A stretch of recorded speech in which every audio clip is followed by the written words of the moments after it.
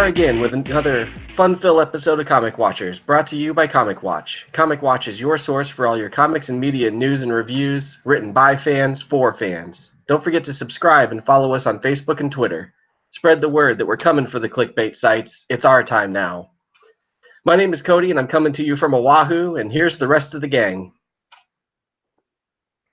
Brian from Arizona. Hey, I'm John Jack from Seattle, Washington. I also have another show called Talking Indie Comics with John Jack on the same channel. Don't forget to subscribe, and we do have a Patreon. Hey, I'm Brian Durbage from Salt Lake City. How you guys doing? Well, it was kind of a slow news week, but we've done our best to farm all the sites and get as much news as we possibly can. So here's our own Barbara Walters, Brian Arbizu, with all of this week's news. I've always pictured myself as Lois Lane, but Barbara Walters is fine, I guess.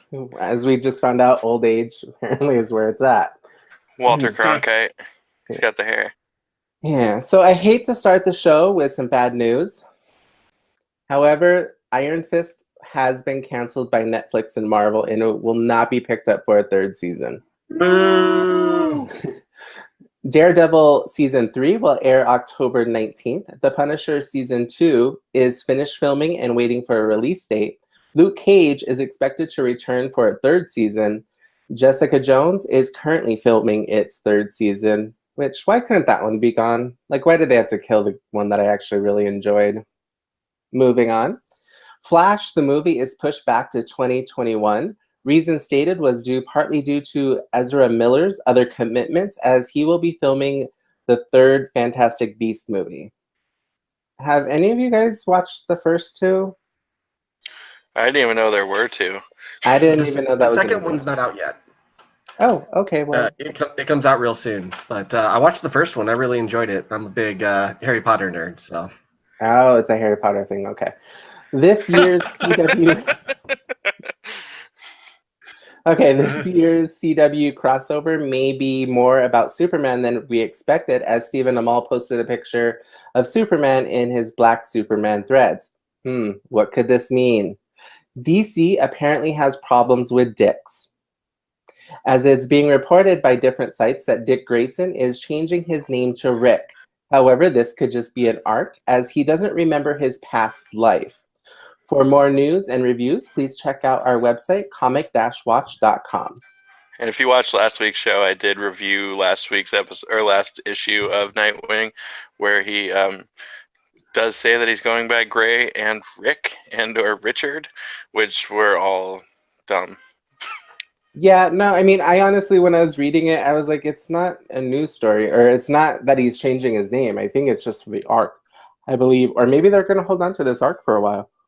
Yeah, well, Lobdell's taking over starting next issue, so we'll see if Lobdell does anything with it. I also, Marvel solicits were today, and there were some interesting things that were gained from that, including there will be a whole slew of True Believers releases of classic Conan issues, which I'm really excited for, being a big Conan fan. It was revealed that Savage Sword of Conan, which is going to be written by Jerry Dugan, is going to be illustrated by... Oh my god, I forgot his name. God damn it. We cut that out. My god. I should have written that down. Who was it? Can you look it up really quick? I'm sorry. The only thing to look things up is on my phone. It's all right. Just move on. All right. Skip it. Yeah. Ron Garney. I remembered now. Nice. All right, we'll pick it up now. Go. Savage Sword of Conan has been revealed, which was revealed recently to be written by Jerry Dugan, is going to be illustrated by Ron Garney. And there is also a slew of Marvel Tales. Marvel Tales is relaunching starting in January, which is interesting because it's all reprint material being re-released at full price. So it's basically the equivalent of paying full price to see a 40-year-old movie in theaters. I wonder if That they it'll have- come with, I wonder if with the new reprints, if it'll come with the digital download option with it. Well, I mean, if you have Marvel Unlimited, you already have all the issues probably that are going to be included. It's mostly big key issues from way back when, which is what Marvel Tales always was. It was a cool series, and I'm not necessarily against it. But I do feel like True Believers might have been them kind of testing the waters to see if people would be interested in classic reprints, and obviously they are. So now we have Marvel Tales, which are $4, 64-page reprint issues of usually multiple issues, and I guess that's the news. That's all we have from this camp too. On another note, this week all of the Arrowverse shows have started coming back. There's a slight delay before DC Legends of Tomorrow comes back, but last night we saw the season premiere of Arrow. And then the previous week, we saw the premieres of Flash and Supergirl. So we're getting closer and closer to the Elseworlds crossover, which should be very exciting. You know, Arrow's got a new showrunner this year. So if you didn't like it the last year, there's a new head writer in the writing room, Beth Schwartz, who's a fantastic writer, in my opinion. So I'm excited about it. How many showrunners has that show been through? Just 2. It was Oh, wow. Guggenheim for the first 5 seasons, and now Beth Schwartz. That's pretty impressive. Well, if that's it for news, we can move on to our spotlight this week. This week we decided to go with the DC Universe streaming platform original series Titans. The first episode aired on Friday. Aired? Is that the right word now? Yeah, that's fine. So the first episode aired on Friday. The series stars Brenton Thwaites as Dick Grayson, Yes. Anna Jopp as Starfire, Tegan Croft as Raven, and Ryan Potter as Beast Boy. As a highly anticipated exclusive to this particular streaming platform, first episode was boring. I mean, it was interesting. It was a lot of things. So, guys, what did you guys think of this first episode of Titans? Nothing happened. Sorry, go ahead, Derbs. Chris, let's go John and Cody first, and Brian and I can bring back the bright, shiny rainbow of things we like. It was so very slow. Nothing happened. I don't care about most of the characters, but I felt like the one character I do care about, Dick Grayson, was pretty poorly portrayed. I thought it was fine that he was portrayed as a police officer, as he was a police officer for a short time in the Rebirth series and for a while in the 90s. Although he was a beat cop in those, and he's a detective here, which is kind of a different thing. So that's also kind of different. He liked being a beat cop because it gave him perspective from a street level, whereas as a detective, it's more directed, which is different. And I also thought he was a little overly violent. He was like Jason Todd level violent, where he's like dragging people's faces through glass on the ground and stuff. Like, that's not Dick Grayson. That might be new Dick Grayson, but that's definitely not like Nightwing or whatever you would call it. And while you've got this ultra violent Dick Grayson, you've also got an ultra violent Starfire, and most people are familiar with Starfire as being kind of the heart of the team. Mm. But here we see this, like, you hit the nail on the head when you called her, Jason Bourne. Like, this is a Jason Bourne, don't remember how I got here, but I do happen to speak German and Russian and can navigate in Europe, and also I broke this dude's neck. Like, it's a fine show, but to me it doesn't feel like a Titans show. I really dislike the fact that 2 separate members out of a 4-member team don't know exactly who they are. It's like you couldn't think of two separate things that could be wrong. They both have, are kind of clueless as to their origin and who they are.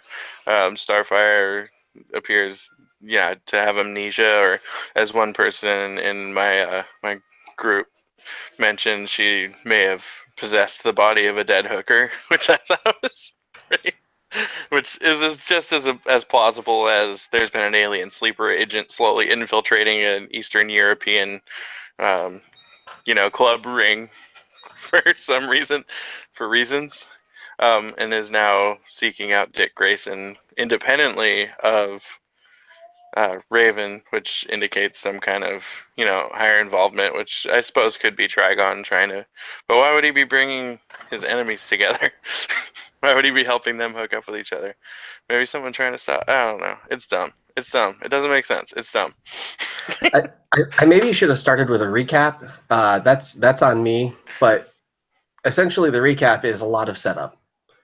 Nothing happened, and it is a first episode. So I mean, I expect there to be a fair amount of setup. Except, over the last 5 or so years, a lot of these characters, because of the success of Teen Titans Go and the previous Teen Titans animated series, these have become kind of household names. Where, when we were growing up, they weren't really, unless you were a comics nerd, you weren't really following what's going on with Starfire or Raven. But now, I mean, my 4-year-old daughter is going to be Raven for Halloween this year. Like, this has become kind of a larger phenomenon. And it felt like it didn't need as much setup as it got. Yeah, my son's watching Teen Titans at my house right now, actually. Not Go, but the other one. He loves that show. I don't know. It's great. It was great. It was a great show. Coming back. Yeah, as per the post-credit scene in Teen Titans Go to the movies. So I know the Bryans seem to like it quite a bit more than JJ and I. And like I said, it was fine. And I will continue to watch. But let's hear some more on the positive side. Well, I'm in and out, so I think Brian should go, and then I'll finish. Is that good? Yeah, it was fine. I think that's all. I mean, I thought it was great. I think that people wanted his hair apart since they first announced that it was there, as soon as the cast pictures. Everybody's so focused on being negative. It's just kind of like, shut the fuck up. Like, you guys tend to just want to bitch and complain about every little thing that happens. Like, shut up and enjoy the show. Back when I was a kid, we had freaking Captain America in, what was it? Or Nick or David Hasselhoff as the SHIELD agent. Like, just shut up and enjoy what we have. Like, that's all I have to say. Like, it was fine. Like, were there parts that weren't the greatest? Yeah, sure.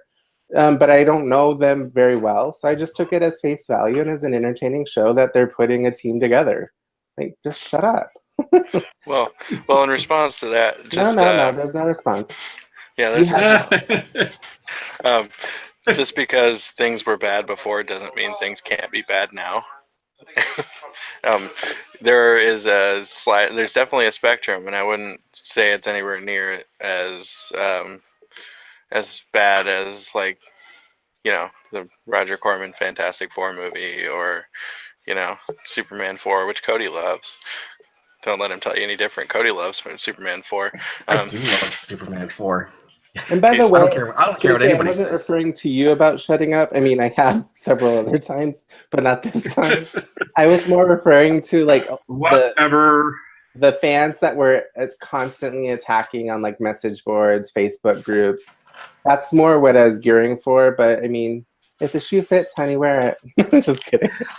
I mean, to that respect, like, I went into it wanting it to be great. Right. I went into it like I liked the costume designs, other than Starfire's, but we've been told 1,000 times since this isn't going to be her final costume. This is a transition thing, which makes sense now when you see it. Like, of course it is, because she doesn't even know who she is.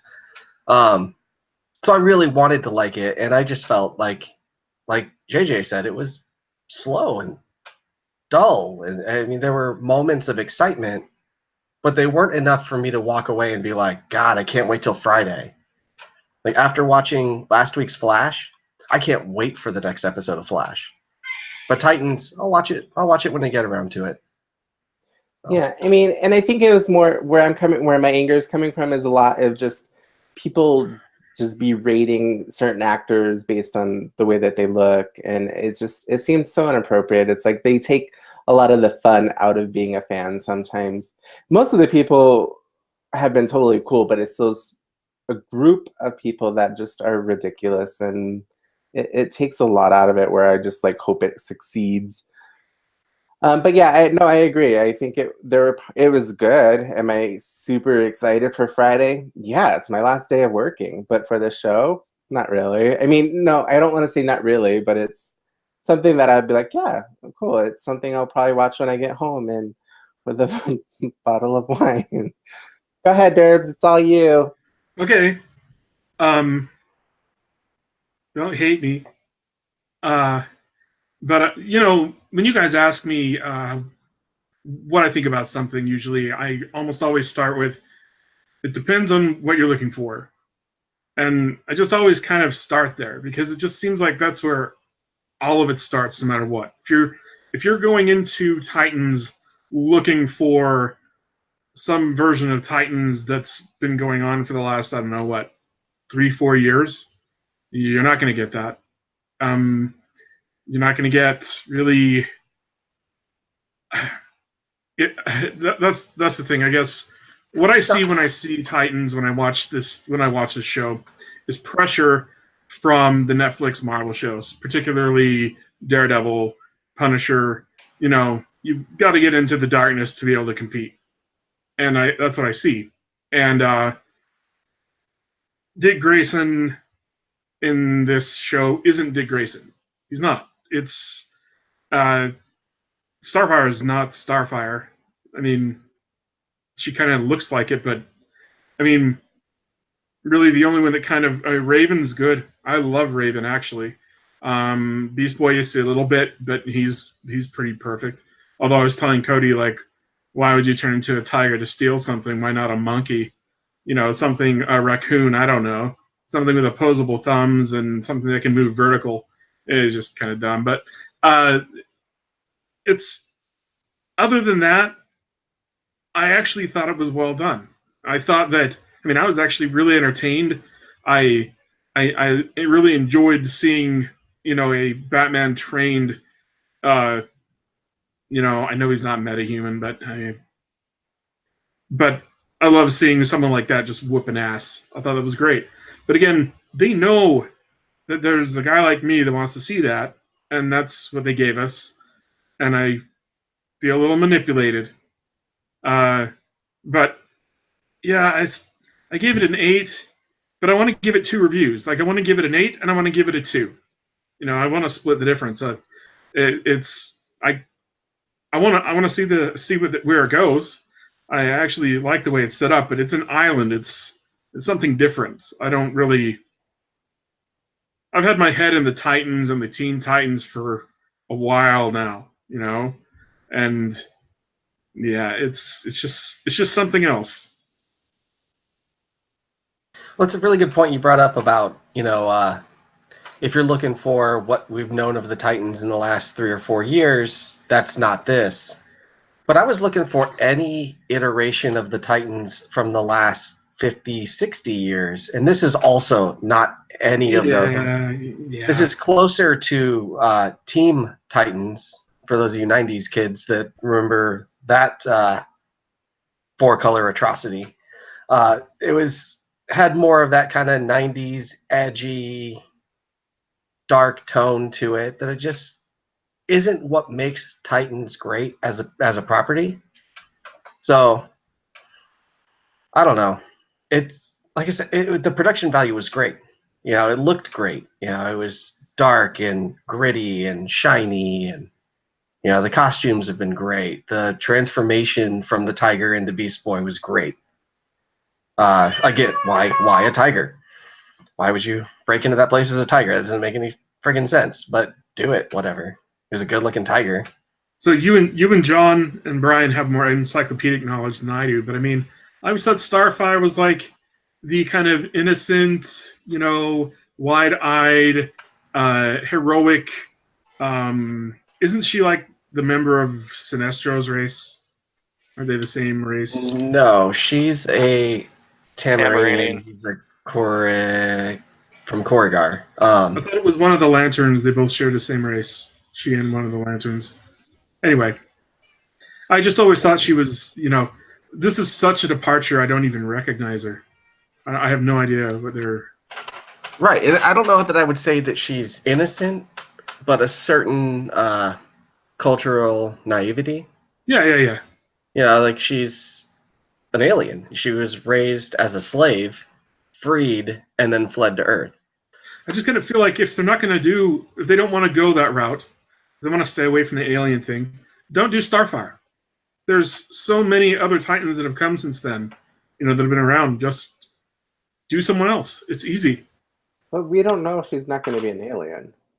Well, yeah, but I don't even mean an alien, but even just what she is. But being an alien, yeah, I know. It's just weird.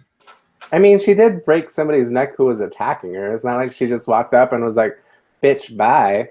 It was, obviously we're watching a DC who's known to be darker. I mean, even Marvel Deadpool says, oh, you're so dark. It must be are you from the DC universe? So they're just capitalizing on that. Yeah. And I kind of like it that it's not like a kiddie show. I'm not saying Marvel is, but kind of. No, I agree. I agree completely. With the exception of the Deadpool films, I can watch any of the Marvel films with my daughter. And I don't necessarily feel the same way about the DC ones. And that's, to me, a problem at the just fundamental level of writing and constructing this universe. Is DC should be lighter. DC has historically been lighter. And then all of a sudden it's dark, and the darkness spreads. And I just don't understand why they felt the need to push it in that direction. Well, now that they're there. I actually really enjoy that it's more adult themed. I love the X-Men and I love the Avengers and all that, but sometimes you do want that adult theme. I mean, not like XXX adult, but like the darker, edgier, real life scenarios that I think DC more presents than it does Marvel. And I think Marvel is great, don't get me wrong, but I like that we have DC as kind of adult, which perhaps is why I collect more DC now than I do Marvel, just because it does have that adult feel, that adult themes, the real kind of gruddy stuff that we don't see in things that are made for teens. I will say, I like that the DC movies have a pretty definite overarching continuity that's really evident. Like, if you watch them out of order, you won't know what's going on. Like, not that you necessarily can follow a lot of it. Just, there are things that straight up don't make sense. I'm not here to argue that. But Marvel, I feel like you can watch Marvel movies in any order, and they'll all kind of watch the same. Like, I watch Thor 2 all the time just because I love Thor 2. Thor 2 is actually secretly the best MCU movie. If you read a lot of Thor, it is perfect. But you can watch Ant-Man, and it doesn't matter if you watch Ant-Man after the Avengers. Like, it won't bother you watching Ant-Man after the Avengers. It won't bother you watching the first Ant-Man after Infinity War. You won't know that, or it wouldn't bother you at all. You can watch it before Homecoming, after Homecoming. You watch Homecoming after Captain America, before Iron Man, after the Hulk, and it wouldn't matter. Like, there is an overarching story that eventually does come into play, but so much of it doesn't tie into anything that it's pretty a lot of the Marvel heroes and villains feel more or less interchangeable. Like, hero fights villain, villain loses, this and that. You could put Captain America and Iron Man 2 and replace Whiplash with the Red Skull, and it would be the same movie. I completely disagree. Like, I get what you're saying about, being able to watch them whenever you want, whatever order you want. And I do get that there is a certain Marvel formula that, they've perfected and mastered. But I think that what Marvel has that DC doesn't is the character development, right? Like, they have these characters that are fleshed out, that are well-rounded, that you care about. And I'm sorry, but Henry Cavill or whatever the hell his name is, like, he's not a character that I give a shit about. I don't like him. Like, I don't love him. I loved Christopher Reeves. Actually, I love Brandon Ruth. So take that. But I mean, they make them so that they are characters to be engaged with, that you care about. And DC just hasn't done that with a single character in their film universe. And now it looks like they might be on the same path in their television universe, aside from the CW, separate from. And that bums me out because I want to love them. I want to love Batman. I want to love a Hal Jordan on the screen. But they're making it hard. Like, they're going out of their way to make it hard.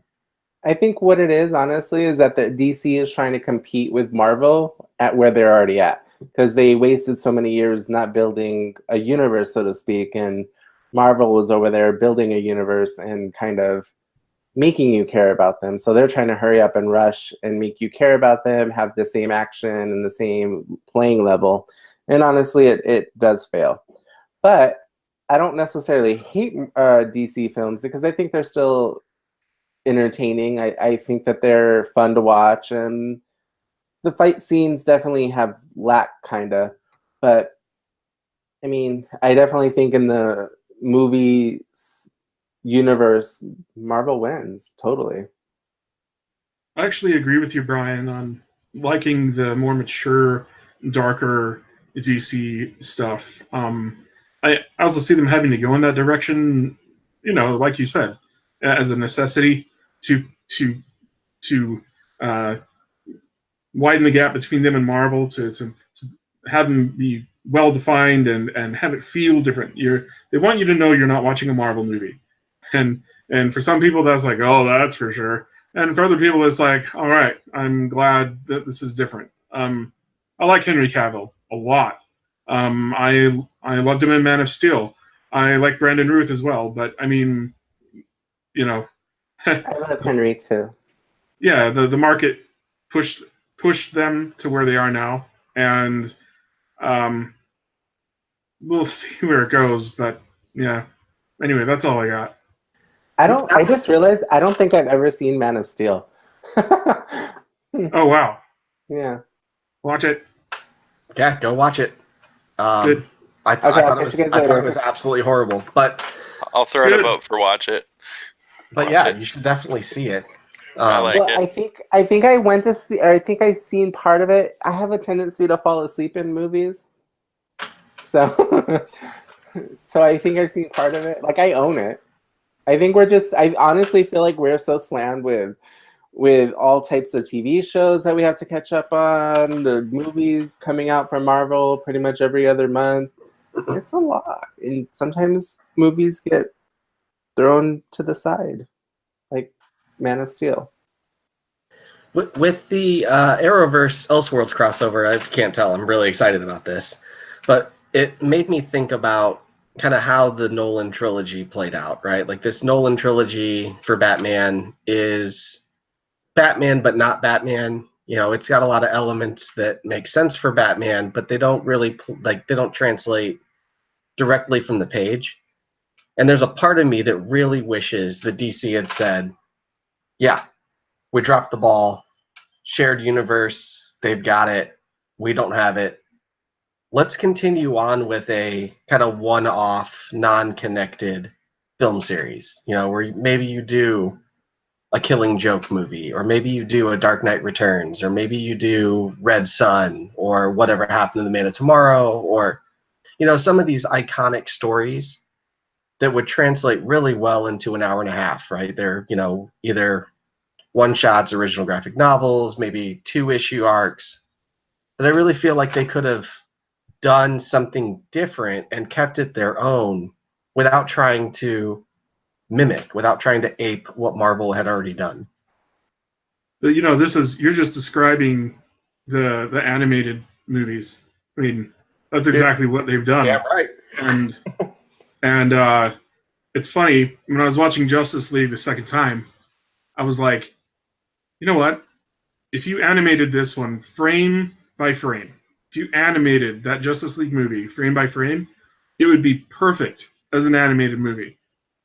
And then I realized that about Suicide Squad as well. And I realized, I mean, I just see that it's the same formula, and that's one of the reasons why I think a lot of people aren't liking it, and it doesn't match the same way, because they're trying to get away in live action with what they can get away with animation, because you can forgive more in animation. You're willing to kind of, I don't know, there's less to nitpick. There's less money involved. There's less star power, and they can get more creative and just go a little bit more nuts with it. And they're trying to do it with the live action as well. I mean, just the dialogue and the way they skip things and the way they kind of like, I don't know, just the in continuity with like how Wonder Woman is from her movie to how she is in Justice League. And I was just like, wow, if you actually watch these and just keep in mind, maybe it's just a live action version of an animated movie, they're a lot better.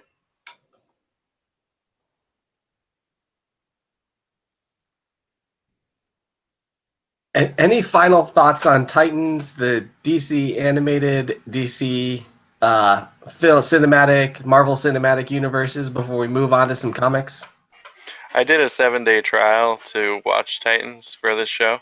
I still am not 100% sure if I'm going to re-up at the end of it. I don't know if this show intrigued me enough to keep me going. There's some animated series on there I like, but I already have most of them anyway.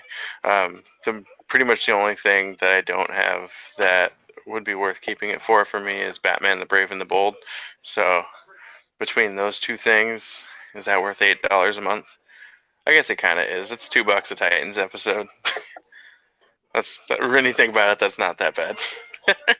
Yeah, I actually agree with JJ on this. Like, I don't think that necessarily that Titans is worth the DC universe, but I think that DC universe in a whole is totally worth it. Like, JJ introduced, or I was talking to JJ and I started watching Batman Brave and the Bold. That show is amazing. It's weird, but it's amazing. So I actually really like it. JJ, did you like any of the comic book selections on there? Or yeah. There were a few that I was pretty into. Most of it, they have both of the '90s Deadshot minis, which I was pretty excited about. I don't think anybody other than me was excited to see those. All of Batman Eternals on there. I paid $90 for my 3 traded Batman Eternal, so that's a good value. All of James Robinson's Starman is on there, which is universally loved. A lot of Ostrander Suicide Squad's on there, which is cool. So there is definitely some comic stuff that's worth reading. The one complaint I have is the sheer volume, which is in the hundreds, of series where they give you one issue and want you to buy the rest. Like, for the love of God, give me one arc. Give me 12 issues. Come on, like, you're gonna give me one. That's such just a clear and obvious cash grab. Like. Yeah, I mean, they have announced that they're going to bring out the full library out soon. I think they're going to add, of course, a different price to it, but I think they're adding a full library. It should be out sometime this month. I would be totally willing to pay like $14 and have something along the lines of Marvel Unlimited with an included streaming service. Like, that is totally worth it to me. But and then, give people an option to have a limited comic library and just the streaming stuff, kind of how Netflix does the discs or no discs, various tiers of, and the amount of screens you can be running at any given. Like, it's totally within reason. It's ridiculous to expect people to, here's the first issue of Identity Crisis. Now you go find the other 6. Like. Yeah, no, I definitely see. I see that as probably one of the weaker points, but I think they're just trying to figure out where they're supposed to fit. I do feel like when I first logged into DC Universe, because I got it the same day that it released, I feel like it wasn't ready. I feel like they're like trying to push something in a hurry, and I just feel like they're trying to get it before Batman Day 2018. And honestly, I don't think they're ready. They're like, well, let's just try it. I think they're trying something new. Overall, I think it's a great service, and I'll continue to subscribe. Well, I bought it for the year, so I'm pretty sure after the year.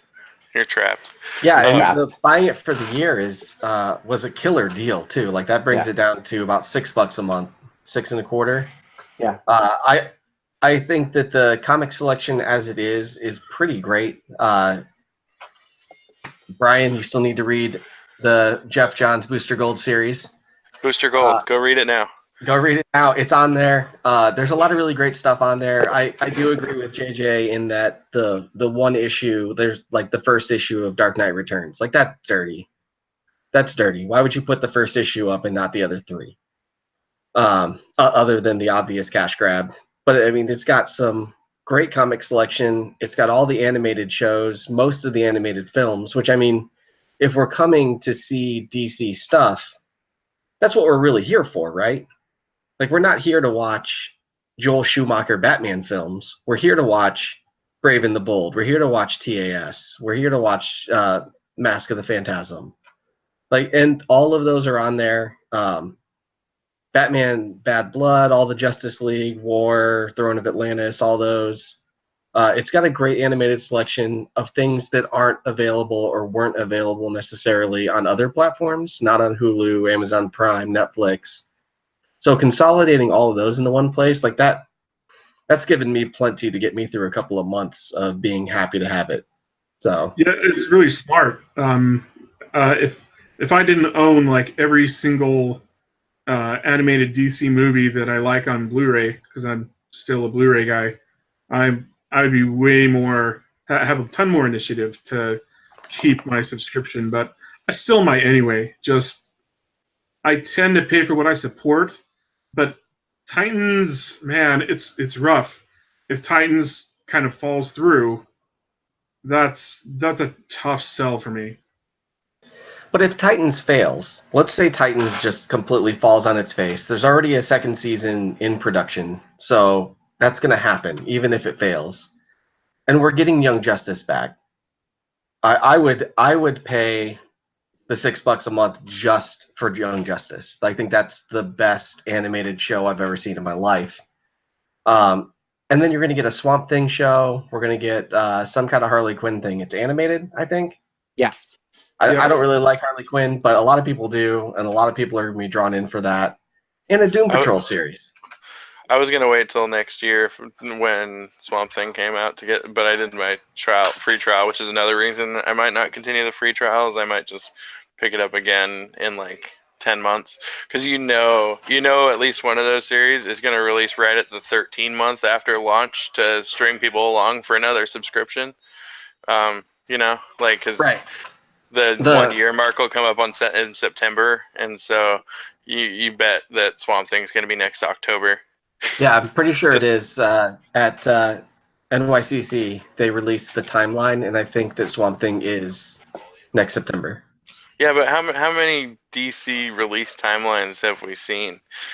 How many do we believe at this point? Yeah. Right, but these are already like in production things. Like, we see a date for Flash, but nothing's been done on Flash other than it was given a title, and then they said, nah, we're not going to do that. Yeah, they're still working on the Nightwing script too. Yeah, I think also that's gonna happen now that Titan's out. I feel that the DC movie universe is completely separated from DC universe that's on DC universe. But even if we don't get all the shows, I mean, of course we're not going to get everything in 1 year. I mean, they're telling us that they're planning, and I would totally get it for another year. That is actually an interesting thought. I just now thought of. Do you think Nightwing being in the Titan series is confirmation that his movie isn't happening? Because I remember, because I wrote up the press release. It was a few days before Valentine's Day, and the screenwriter said he was going to have an update for us on Valentine's Day, and that was the last we heard of the Nightwing movie. Yeah, I'm sure that's not going to happen. I never thought it was going to happen, but he was making it sound like it was, and I wasn't excited or anything. But I am curious if if Nightwing being in Titans is confirmation that it's not going to happen. I think it could still happen. I think that there's been talk since then. I believe talks with an actor was done on June and July with Louis Tan. Right.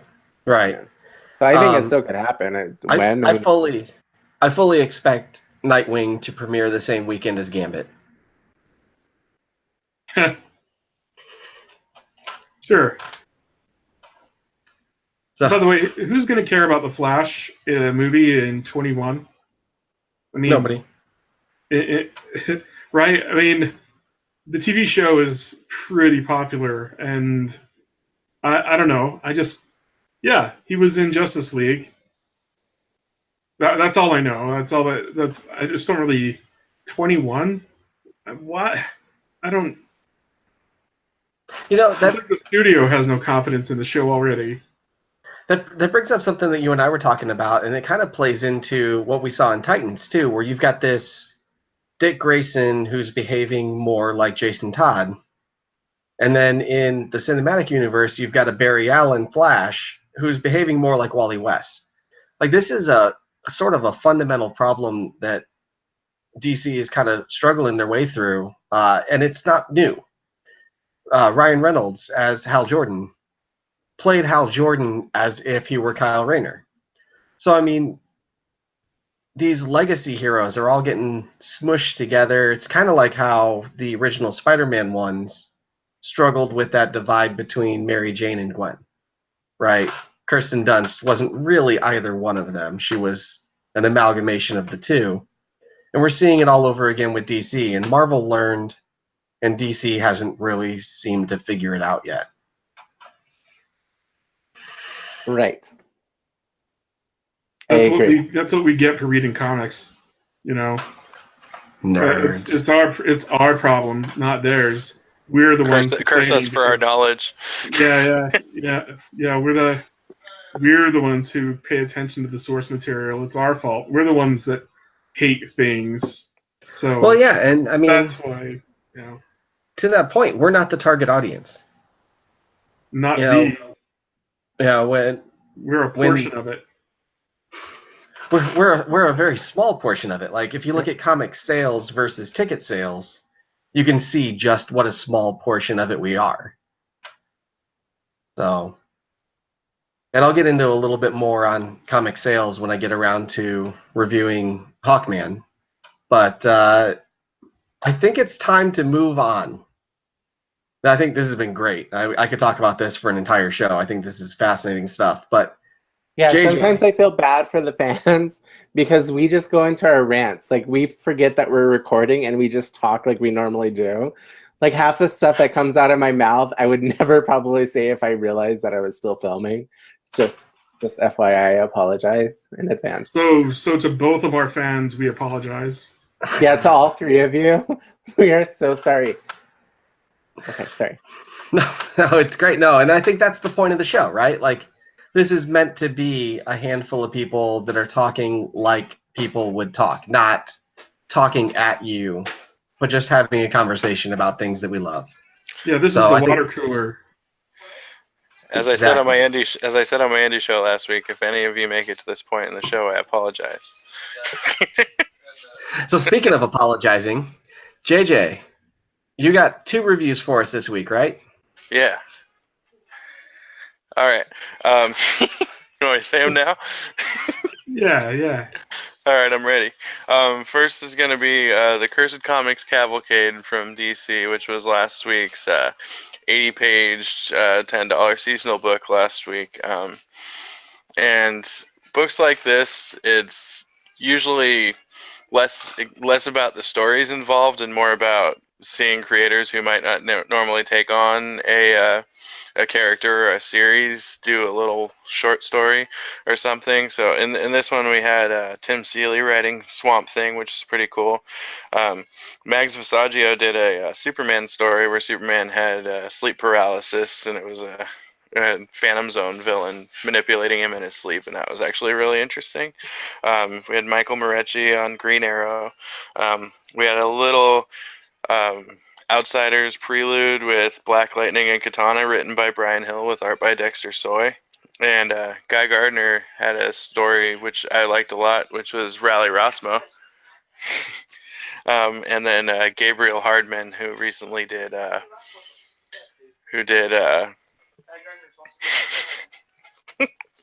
big Rally Rosmo fans here.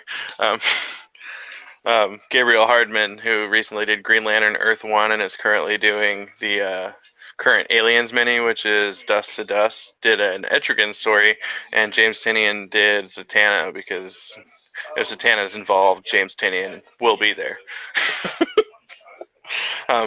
So all in all, I thought the stories were good, were okay.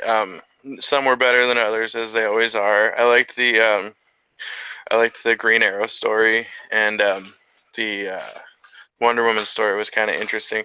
The Batman story didn't really grab me that much. It was a pretty uninspired. I mean, it was a 10-page mystery, so pretty uninspired as far as mysteries go. I think my who did favorite. the Batman story? I didn't write it down. Fair I only enough. wrote down the ones I was excited about. It was like 70 people worked on this book. But the Superman was probably the best of the bunch for me, art-wise and story-wise. It was really interesting. One thing that did bother me was every one of the stories had a happy ending. It was a neat little happy ending at the end. You know, the hero triumphs or whatever. Whereas last year, there was a similar thing, a 10-page or a $10 80-page Halloween, and it was good because the heroes didn't win every story. One of the heroes, Batman, went insane. Like it turned out Batman was a crazy dude beating people with a bat the whole time. Like, that was awesome. Another one, zombies got on the Justice League satellite, and Green Lantern had to do the self-destruct fail-safe and kill them all. Like, that was pretty cool. With this, it was less so because every one of them was, you know, oh no, it's all over, the horror, oh, we're good. Which, you know, Scott Snyder didn't write all of these, so that bothered me a lot. Speaking of Snyder, well, I guess he didn't write it, but how did you think this stacked up against the Walmart Halloween special? Well, I was actually gonna mention.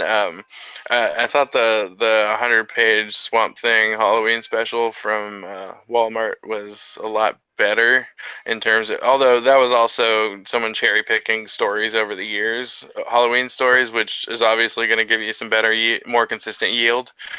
And the stories were a little bit longer, but all in all, it's literally half the price for 20 more pages. And although I wouldn't write off the $10 80-page books altogether, because the summer one was great. I really liked all 8 stories on the Beach Blanket Bad Guys special, and I'll definitely be getting the whatever the winter one is. I'm probably skipping the Valentine's Day one, which was in the solicits that were released today. Because it's all about love and space, and I just don't care about that. So all in all, I thought it was a good issue, worth your time if you like any of the characters, or you know, if any creators you like are involved. But for $10, like, you know, you could get three other issues. So, and you know, 2 of those you might like better. So the Walmart one's definitely more bang for your buck. But you know, if you're like me and live an hour away from Walmart, unless you're going to work on your dad's cabinets, you're probably not gonna get it. So all in all, it was fine. Hey JJ, I have a question about the Walmart comics. Are they more magazine style? From what I saw, the cover looks like it's more magazine than their actual comic. It's set up as like an anthology issue. It is. I think it's magazine size. It's a little big. It's normal. It's standard size. Yeah, it's standard size. Never mind. And it's just kind of it's almost like a prestige book, but not really. It's a lot more loosely bound. It's more bound more like a magazine, I think. You know, they're fine. I got the Swamp Thing and the Batman one just because I happen to be near the Walmart that's an hour away from my house. Are you guys old enough to remember the old Archie digests? No. I've never read an Archie comic before in my life on purpose. I'm older than all you guys, but no, because I just don't give a rat's ass. But I mean, you must have seen them in the grocery store, right? Like they're thick, wide binding, but it's just paper. I've seen them before. Oh, okay, yeah. And that's too young for that. I had a Doonesbury collection that was like that. Like it's kind of similar to that, or like if anybody has the complete Bone collection, The binding is kind of similar to that. But they're regular comic size. The Halloween one I was really impressed with. I thought the Swamp Thing story was fantastic. Greg Capullo is just a remarkable artist. But the reprint selection was the first one of all the Walmart ones. I bought all the number ones. I didn't buy any after that. Partly because all the reprint stuff is stuff that I already have.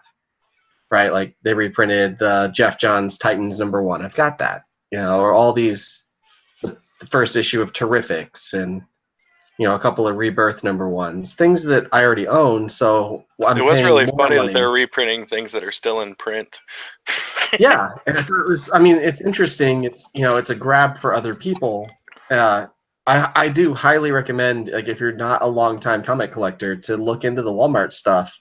But for me, the selection, the reprint selection in the Swamp Thing was way better than any of the other ones I've seen so far. I did actually like the Brian Michael Bendis and Nick Darrington Batman story in the most recent Batman one, which I wasn't expecting at all. But like these, the original material is what, like 10 pages, 13 pages, somewhere around there. And I'm not sure that for me that's worth the $5. But I imagine, I hope, I pray that they collect all the original material eventually. Because I'd buy a trade of that in a heartbeat. Hopefully not from Walmart, hopefully from my LCS, but it is what it is.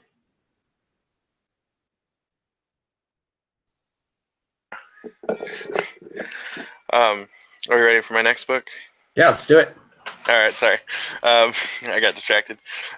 Next book is going to be Immortal Hulk #7 by Al Ewing and Joe Bennett. This was the big bout that was teased last issue on the last page, which was the Avengers versus the Hulk, which is Jason Aaron's Thor or Avengers team fighting the Hulk, and the Hulk legitimately wrecks house. It was actually pretty impressive. He takes the entire team down, except for Captain Marvel, who is evacuating the town. It was interesting because he kind of knew things about each person, he was doing more than physical damage, I feel like, as he went, which was pretty interesting. And it was only ended by Tony deploying a super weapon of course it was. Although much to my delight and Trey in my comic group's delight, the Hulkbuster suit was destroyed on the second page it appeared on. We have a theory that any suit with Buster in the name never lasts more than 3 pages. Like the Thor Buster that Thor disintegrated immediately, or every Hulkbuster ever. The first Hulkbuster, Hulk literally punched him into a river that was like 2 miles away.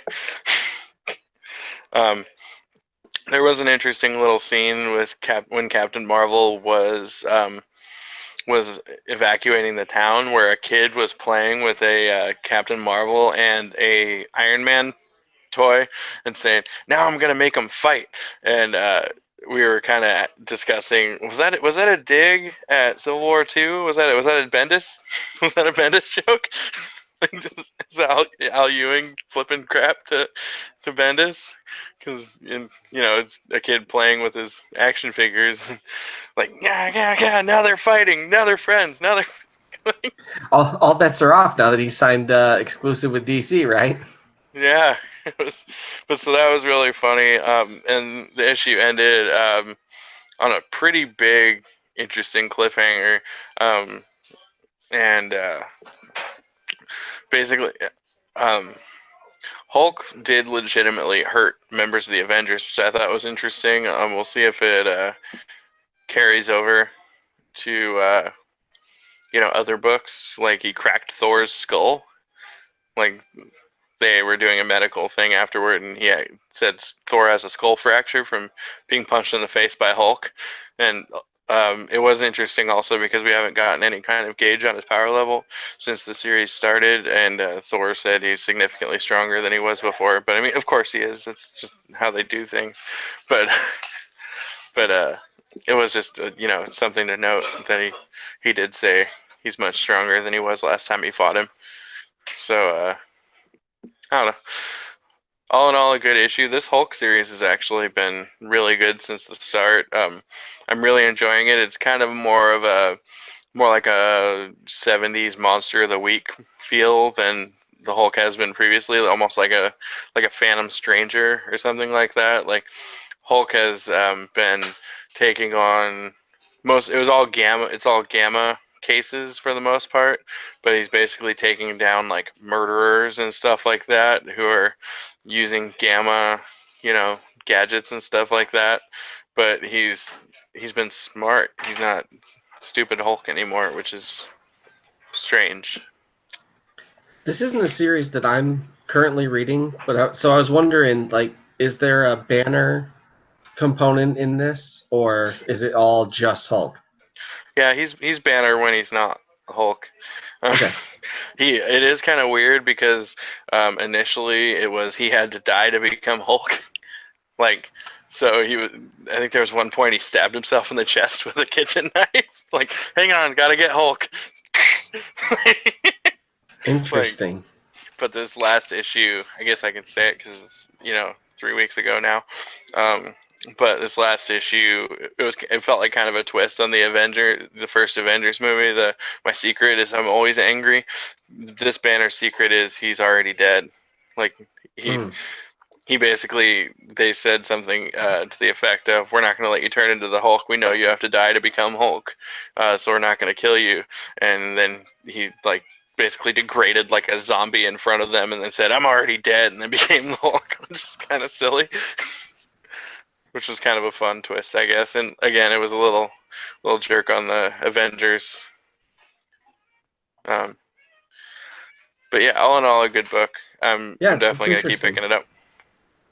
I might actually pick that up. That sounds like something I would enjoy. It kind of sounds like in the vein of the old Bruce Jones run in like the early 2000s.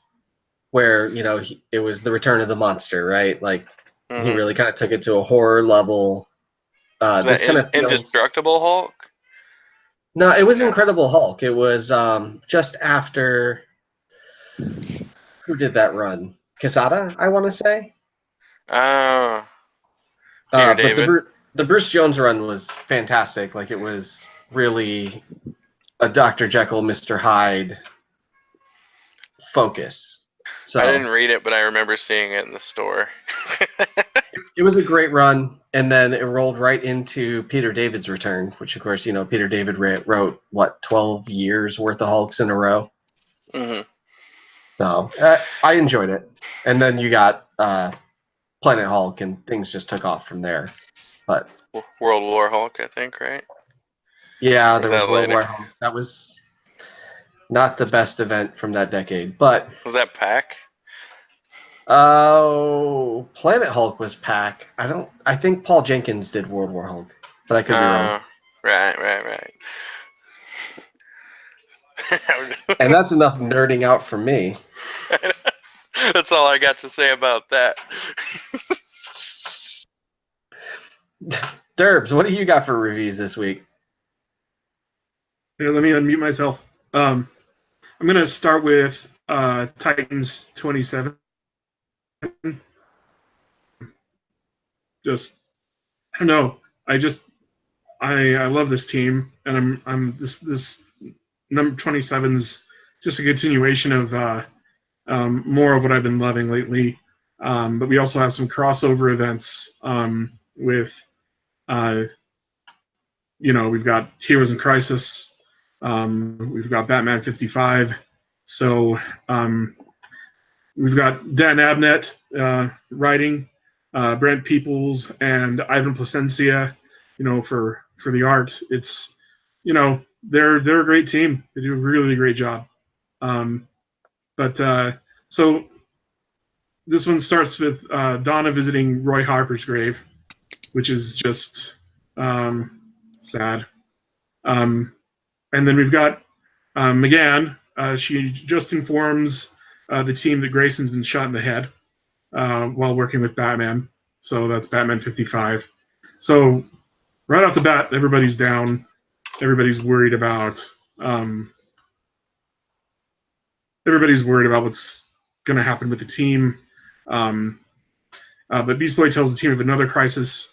Tyler Baines is this first emergent meta that the Titans tangled with in Titans 23. I didn't remember who he was, but he was just this really powerful mutant, just trying to kill villains, but he saw everybody as villains. Anyway, they were able to take him down and said they were going to help him, but over time, as they've been gone, he's been hospitalized and his metagenic energy is killing him. So Beast Boy is really upset at this because Raven ended up like side linking him and Beast Boy together so that he could feel Beast Boy's pain of not being able to control his own powers, and it calmed them down. But they both, synced empathetically, and so Beast Boy is really having a hard time. So Dick is down, Harper's dead, and this guy's out, and Beast Boy's having pretty much the worst week of his life. Really, this book is all about the feels. There's not a ton that happens. It's a lot of subtle stuff. Donna's grief over Harper and Grayson's driven her to day drink, even more so. Raven comes in, walks in, and they have a conversation. Raven's still missing her soul self on top of all of this, so she feels weirdly detached to all of it, which is making her really depressed. Anyway, Steel kind of figures out a way to help Tyler by exposing him to a ton of source energy, but Megan doesn't want to experiment on a living human being. But Donna is just kind of sick of this and just says, you're the leader now, lead. So they make the decision to bombard him with the source energy, and it fails, and he dies, and that's how it ends. Like, they're just in this kind of place of despair. And the very last panel teases like this impending doom with the return of Tempest. So it's another tie-in with what's going on with Atlantis. So that's pretty cool. I'm liking everything that's going on with Atlantis. But that's what's going on with that book, and I think it's really good. I'm actually really excited to see where it goes. It's gathering a lot of momentum because of the crossover, but I think that's great. I think, especially for comic book readers now, we're into all these kind of crossovers. You kind of have to you're subscribed to all these books. So Right. For a casual reader, they're going to have to ask, where do you get this and how do I catch up and all that. But it's sad.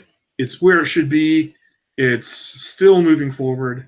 The Titans are good. I know Arbiso doesn't really care for Miss Martian, but I like her. Again, she's a tanky, hot chick, which I'm into, just like Donna. But I really like it. Ben jabs McGann like, man, there could be monsters. It seems like there's monsters everywhere. Ben is the scientist that knows that McGann's a white Martian, and she's just staring at him like she's gonna melt him. And he's pushing it.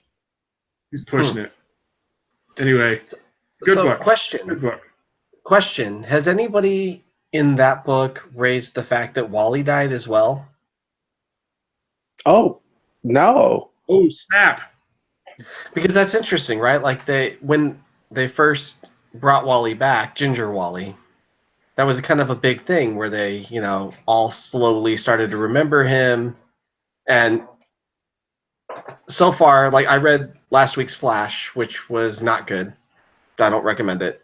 And there was no mention there. But over in Green Arrow, you get mention of Roy. In Red Hood and the Outlaws, you get mention of Roy. In Titans, you get mention of Roy. But nobody gives a shit about Wally, and that is... Well, it seems like that's an intentional oversight. If it isn't, the DC's asleep right now at the wheel, but it sounds intentional. as of DC solicits, the Flash annual will deal with Wally's death, which is 4 issues later. So maybe it's just they don't have the material to go off of yet, and so they just January we're going into it. If it's January, it's even more issues because Flash is a bi-weekly. I know because I review it for ComicWatch.com. Check out my reviews. The last 4 and 5th incoming have been not great, but shameful self-promotion. Shameful self-promotion. But read them. I'll keep you up to date on Flash, and I will let you all know when Flash is worth buying again. Thank you. I will bite that bullet for you. Cool. I absolutely love the Titans. I know that when the new team kind of took over, that Derbs and I were kind of like, because we grew so accustomed to the old team. This team kicks just as much ass. As soon as you lose it's going to be a new team, it's totally okay. Well, you were the one that didn't like them initially, and when you and I were talking about Titans, I mean, I bought the run on your suggestion. And do you regret it? Oh no, I bought it actually. And then you weren't on board with the new team. You're like, I hate Steel, that kind of thing. And but I think now it's become a real thing. I like it. Yeah, and then I get it. I've always liked Donna, but since she's like drinking like tequila by the shots, that's my girl. Yeah, I mean, she's great. She was in the background for the first little bit, but once everything with Roy happened, now she's back in the front a bit, sort of. She's drinking because she killed Roy. She's drinking, and right. That was my prediction, right? Shut the hell up. Yeah. I hope that's not true. I hope my theory is right, that it was the robots or the therapist or whatnot. But I have a feeling because in the cover of the New Titans, she looked guilty as hell. As I pointed out to you guys last night, I was like, why is she looking so shady? Can I like how the therapist among us is like the therapist in it. I'm a therapist too. The Bryans are both therapists. Well, no. I mean, no.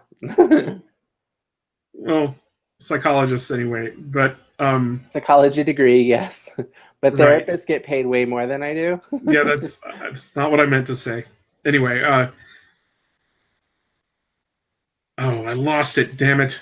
Damn you. Yeah, Titans is great. I hope Donna didn't go on to mass murder, but she's drinking a lot, looking guilty as shit. I fear what's coming. I hope Cody and everybody's wrong with that prediction. But either way, I'm totally in. I'm buying every issue that's related to this arc. So good job, DC, and spending my money. Like, whose kid am I putting through college? Like, I want their certificate on my door because I earned that too. Yep, me too. Yeah, she's drinking, but it's also like making her the most steady. She's like calm and just kind of trying to be the new heart of the team in a way. Whether that's because of guilt or not, we don't know yet. Also, speaking of drinking, I think we should take a vote now and call this show Cocktails and Comics, because I think everybody here is drinking except for Derbs. I made a rum and Coke without the Coke. Okay, so everybody here is drinking. Like, I'm seeing JJ going to the car to drink, which is a whole lot of other issues that we're not going to bring up right now. And I see I'm in a store. I can't just whip out my fifth of whiskey and be drinking it. Right. Put it in a 7-Eleven cup, in a big gulp cup. Jeremy just said I could get a glass. It's okay, Jeremy. Thank you. And then I see Cody drinking his bourbon. I'm the one trying to be responsible with not hard liquor and going to wine, but the bottle's almost gone. So this show's completely needs to be renamed. Moving on. Okay. I second that. We would like to hear from you guys, the fans, all 2 of you, as to what you think we should be calling the show. If you make it to this point in the show, we apologize. Your last week's comment, Thank you for supporting us. Actually, I don't remember if I disagreed, but it made me laugh. And I was like, because JJ made a comment, hey, we have something that watch. So I am. What did Anthony say? I don't remember. Back to comics. I like I'm Anthony. a little bit behind on Teen Titans and Titans. And I've been thinking over the last, I don't know, 45 seconds or so. Is Cassie Sandsmark in the Rebirth universe? Who? The blonde Wonder Girl that was made famous by the Jeff Johns run? Mm-mm. MIA. MIA. That's interesting. I hadn't noticed before now, but we've got Donna, and we've got Artemis running around with Red Hood and the Outlaws. Starfire no, No, Cassie. she's no longer there. Her and Bizarro are missing. Oh, Right. well. That was a different Artemis too. That was Amazon's Attack Artemis, not Second Speedy Artemis. Oh, yeah, that's what I meant. because it would have to be an Amazon to make sense in my statement. Oh, Yeah. Of where are the Amazons that have kind of infiltrated the DC universe. Yeah, And where's Grace? Yeah, Grace showed up in Green Arrow, I think. Oh, I always liked Grace. I thought she was a neat character in Outsiders. No, Yeah. not Green Arrow. She showed up in Deathstroke. Oh, nice. I still Preseason. need to catch up. Yeah, And she showed Mr. up in the Orlando is Chinatown. doing an amazing job with Wonder Woman. He's Who is? nailing it. Mr. Orlando. Ah, I'm not there yet. I'm still reading the James Robinson arc, which Is I'm that the enjoying. one with her brother, her twin brother? Yes. I really enjoyed that arc, but a lot of people hated it because it wasn't really based on Wonder Woman. But for me, I thought it was awesome. To me, James Robinson is one of those writers that if he writes it, I'm there. He sold me with Starman. I loved Cry for Justice. I loved his Justice League. Rise of Arsenal, Fall of Arsenal, whatever that was. Are you currently reading Detective Comics? Because these are in the last 3 issues, and they've been good. I have them. I'm a little bit behind though. Yeah, Yeah, I think I'm I behind recommend them. since once they killed the muddy guy. I can't think of his name. Clayface. Clayface. I stopped. So like 982-ish. Yeah, I didn't stop because Muddy guy. because that he killed him. It's just at the time I was going to go to trade only, and then I was like, I can't do this. So then I went digital, and now I'm back to singles. It was a lot of drama. It was fine. I thought Batman Eternal had some really great gotcha moments. Cody, if you haven't read that, I highly recommend it. It involved some rectifying of post-crisis continuity and rebirth continuity in the last couple cool. issues. Did you get to the Reborn, the future Tim Drake, and the Super Sons crossover and all that? Maybe. That sounds about right, but I think that's about right where I'm at. So the Reborn Tim Drake came back, or the future Tim Drake came back in that arc and kind of dropped a bombshell. I won't spoil it, but Okay. read that arc. It's the next thing on my list once I finish up catching up with Weapon X. So Yeah, just go to the end of Tinian's run though. Sorry, speaking of Weapon X, that may be ending. There's no solicits for January. it needs to, and it looks like all the X books that are not titled Uncanny are ending.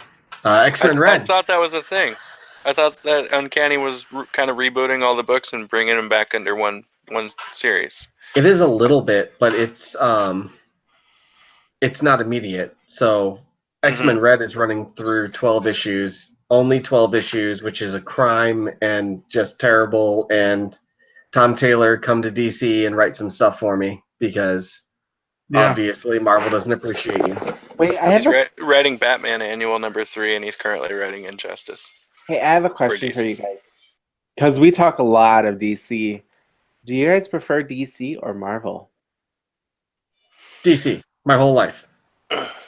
I've been a lifelong DC fan, but lately, so I started a project about a year ago where I am slowly, and I do mean slowly because I'm very easily distracted. I'm slowly reading every single Marvel superhero comic ever. So currently, as of right now, I've read everything. Well, from starting in 1961. I'll give that caveat. But so far, I've read everything, every single series from 1961 through 1973. Every single book. And Captain Marvel is awful. And before Starlin takes over, it's so bad.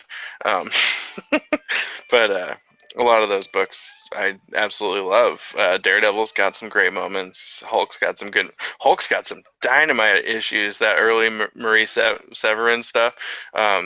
X-Men, the first 40 issues of X-Men are borderline unreadable, I'd say. But once Roy Thomas takes over, and that's me. Once Roy Thomas takes over, it gets infinitely better. And there's some Steranko issues in there that are just great. There's Doctor Strange, and my favorite being Thor. And Thor, to me, is the one that is most clearly not written by Stan Lee. I don't think Stan Lee is a great writer.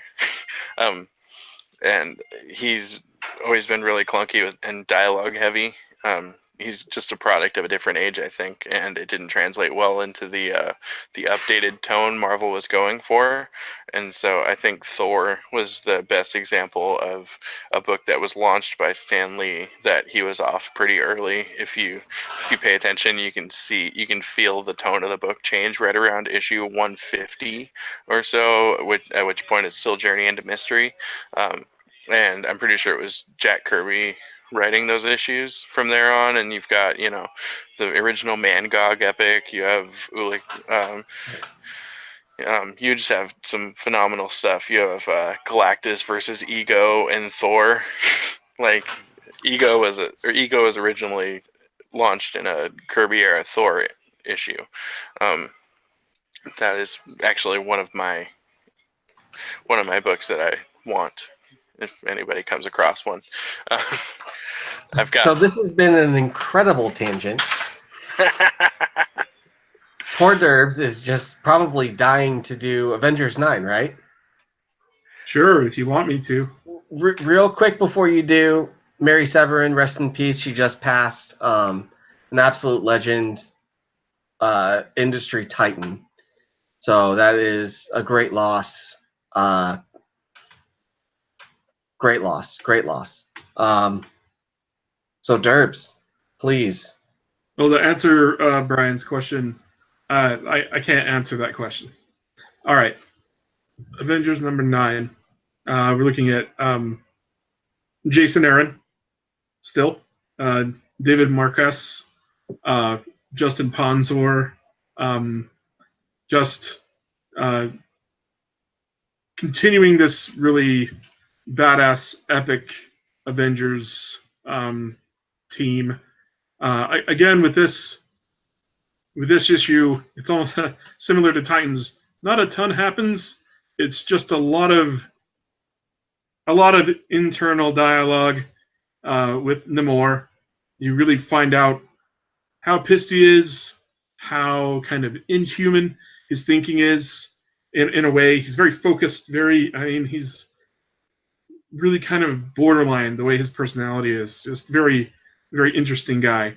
Arrogant as hell. And that's Namor. Yeah. It's ramped up to the nth degree now because he's killing motherfuckers. Namor interrupts a fight between Stingray and Tiger Shark. Just going to kind of keep this quick and dirty. He offers him a place in the new war against the Surface World, and he kills Stingray when he doesn't immediately accept. Now, it's not when he declines. It's when Stingray is like, "Hey, buddy, I'm your closest friend from the Surface World." Boom, punching, crying for his life, with Tiger Shark just staring in horror as Namor just pretty much breaks him and then feeds him to his war sharks. War sharks are the best. War sharks, yeah, dude. Yeah, that was rad. So then they cut to days earlier. The Avengers are seeking audience with Namor, and they're attacked. They're ambushed by Atlanteans. They beat the crap out of them, continue on to confront Namor. And apparently his strength and power is increased, like the Hulk's was, like JJ said in his book. That just happens, right? And he actually grabs both Iron Man and Iron Man and Thor, like with his hands. They grabs Iron Man's hand and cracks it, and grabs Thor's hammer and starts to crush it. And like that's strong. I don't know. I haven't read enough Namor to know why he's that strong now. But Namor, when he's underwater, is like 100+ tons range. Like he's like Juggernaut strong when he's they're underwater. saying he's even stronger now. Yeah. So okay, whatever.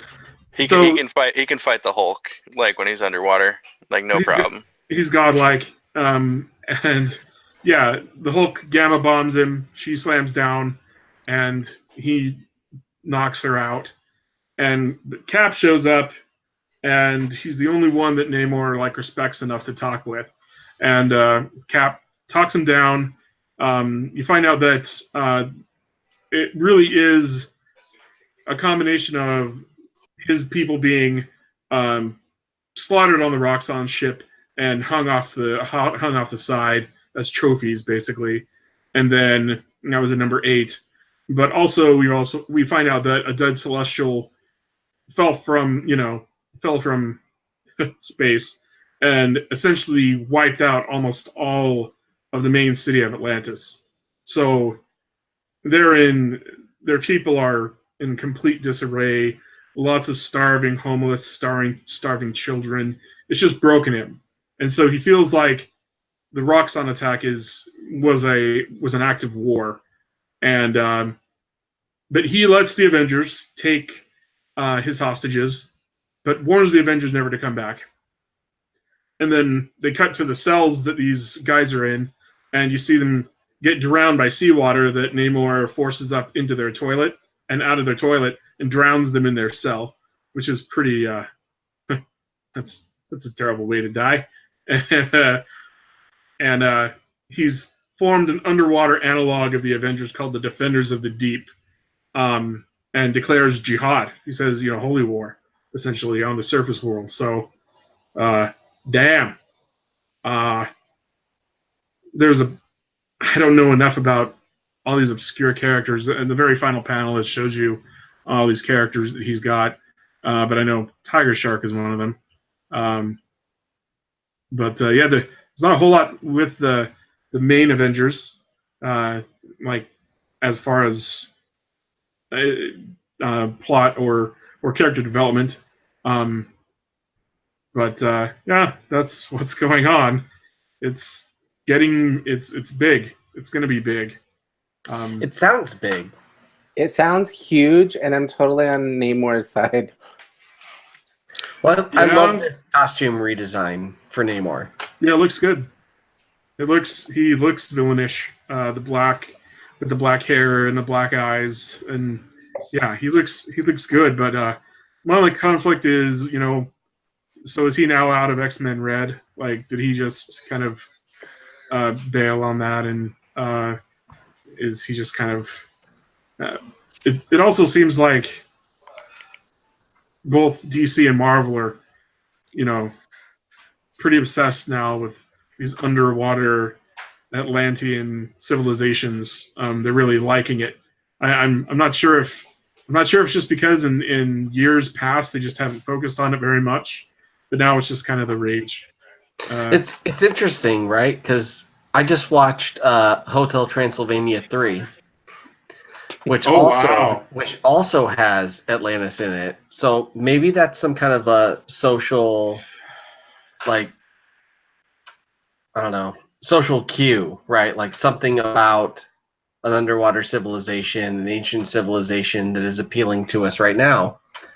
I'm not reading Avengers. With Momoa's, movie coming out soon. Oh yeah, right. Looks incredible. It looks so good to me, guys. It does look really good. Yes, he does. I mean, yes, he does. I will say I don't know what the Avengers were thinking, trying to take on Namor underwater. That's like, it's just not even.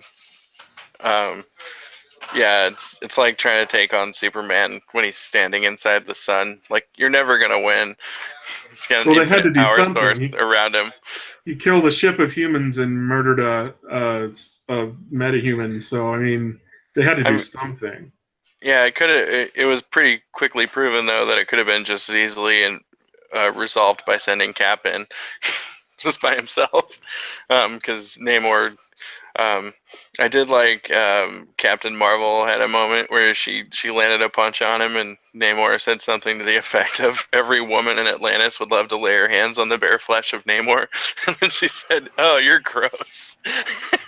And then he's like, "Don't ever touch me again," after he headbutts her. He's always been kind of a creep, and he's always been a jerk, and really, like you said, arrogant and a narcissistic asshole. Oh yeah, always. He was introduced as a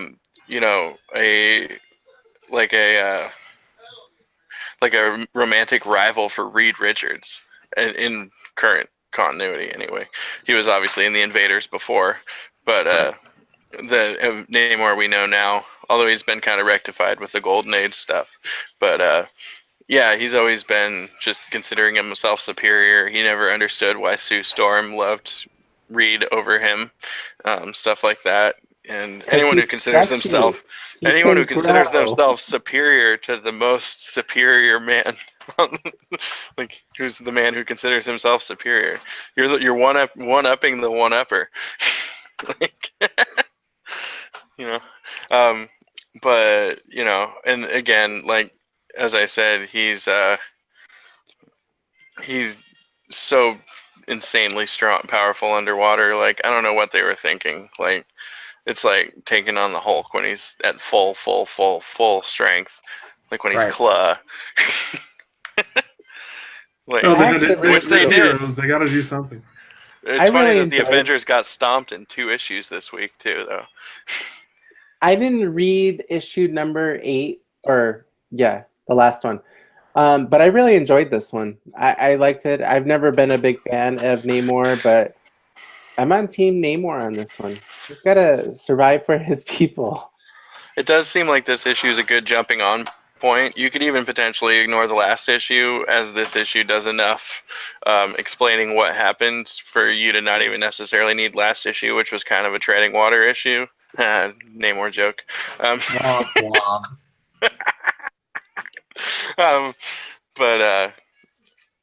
Yeah, because the first arc was not bad, but it was definitely some movie stuff.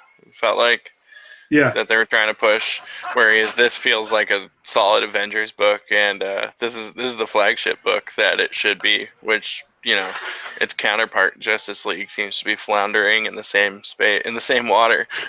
There's 2.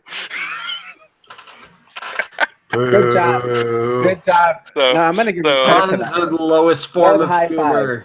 So we're gonna wait and see, I guess, whether this issue is a fluke or not. Christ. Or if you're fired. You might want to cut the line and move on after this. All right, I'm losing it. Oh. Like, on your break, JJ, how much whiskey did you have? Enough. Any closing thoughts on Avengers? Get it, read it, you'll like it. Yeah, I agree. I love it. The last book was good, Brian. If you're not going to read it, just read my review, because it takes care of all the highlights. No, I read it. Oh, you're talking about the last book? Yeah, I actually really like this current one. Are you reviewing Avengers? Yeah. Who did you have to sleep with to get that review? Tyler. Oh, okay. Well, that makes sense. Next.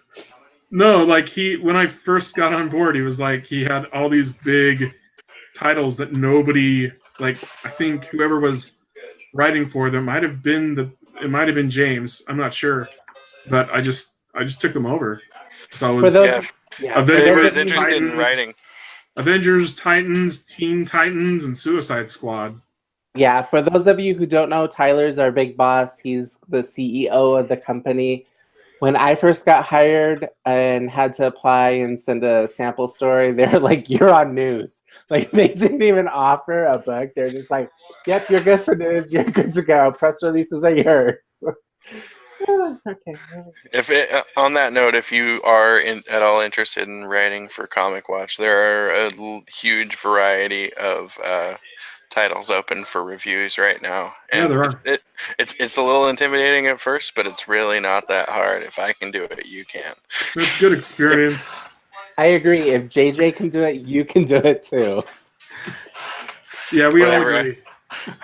I do better reviews than you. You do. No, I'm going to totally give that to him because I get terrified. Like I describe every picture. Like my reviews are probably horrible, but at the same time, I still get artists commenting on mine, bitch. I get retweets. You all do good. Yeah, we're all fine. No competition here. Speaking No, there's of really not. We all read each other's. It's great. So if you want to join, go to comic-watch.com and check us out. Check out the link and how to become a writer too, because who knows what will happen. They can end up giving you a show like they gave us 4 Idiots. Who knows? And we get free indie PDFs a week before they come out. Bye. Okay, moving on. Cody, I think it's your turn. So I guess it's my turn. I have 2 issues for you this week that I absolutely loved. That seems to be kind of the way things have been going lately. So let's start with Captain America #4. This is by Ta-Nehisi Coates. Art by Lino Francis Yu. Jerry Aguilan on inks. Starkings and Comic Craft on letters. And a gorgeous cover from Alex Ross. Every month we get a gorgeous cover from Alex Ross. There's probably variants, but I mean, buy a variant when you can have an Alex Ross cover. Nah, you're not going to do that. So the story so far, Winter in America, you've got a group of nuke cyborg soldiers that were working against, resisting against the Hydra army when Cap was Hydra. So Hydra takes over the United States. You have all of these resistance forces. They're fighting against America, fighting against Hydra America. And then you get, the reversal. Everything goes back to normal for most people, for Cap, for most of the heroes, but for most of America, they remember. They remember having been occupied by Hydra. So, one, you've got Cap, who is the face of Hydra during the occupation, and 2, you've got America, who remembers the occupation. These are the main elements that are important to the current Captain America run. So in this particular issue, you see Cap coming after Sharon Carter, who's been kidnapped by forces. They're not necessarily Hydra forces, but they are forces that exist. One of those numerous shadowy ninja organizations that seem to exist in abundance in the Marvel and DC universe. Exactly, but this one in particular makes sense with the reveal midway through, right? So you get midway through, you find out that the person that abducted her is Alexa Lukin, who is Alexander Lukin's wife. If you track all the way back to, I want to say 2007, 2008, and JJ, you're reading this run right now. So back when Ed Brubaker and Steve Epting were working on Captain America, there was this moment where Alexander Lukin shows up, and through some cosmic cube fuckery, he's possessed by the Red Skull and does a whole bunch of gnarly stuff, right? The Red Skull's consciousness was in the Cosmic Cube. When the Cosmic Cube was destroyed in Lukin's possession, his consciousness was transferred into the back of Lukin's mind. I read it like yesterday. That's great because I read it like 10 years ago. So You trying should to read it remember again. We'll talk exactly how about it. It'll be great. I'm done. So his wife has kidnapped Sharon Carter, and Cap is on his way to rescue her.